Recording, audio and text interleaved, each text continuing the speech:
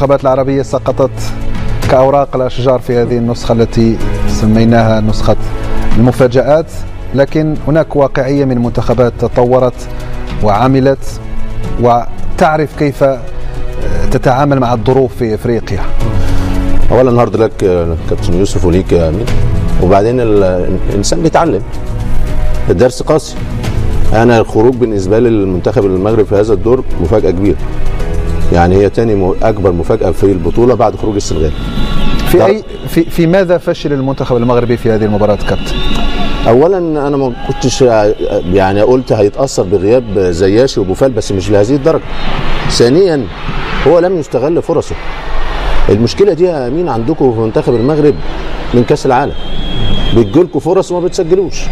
فالمنافس النهارده جنوب افريقيا سجل من خطا في التمركز وسجل من كره ثابته، فانت اللي اديته المكسب، انت اللي سهلت له الامور.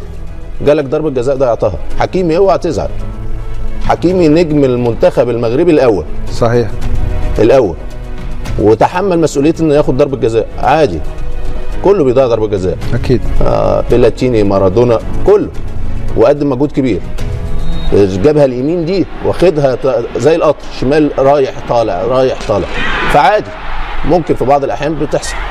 مساء الفل والجمال على حضراتكم مشاهدينا مشاهدي اون تايم سبورتس في كل مكان. حلقه جديده من القاهره ابيجان واخر اخبار بطوله كاس الامم الافريقيه ابيجان كوت ديفوار 2023، بطوله العجائب والمواقف والطرائف اللي مفيش اي حاجه بتحصل فيها ليها اي علاقه باللي احنا كنا متوقعينه قبل البطوله وحتى خلال مرحله المجموعات.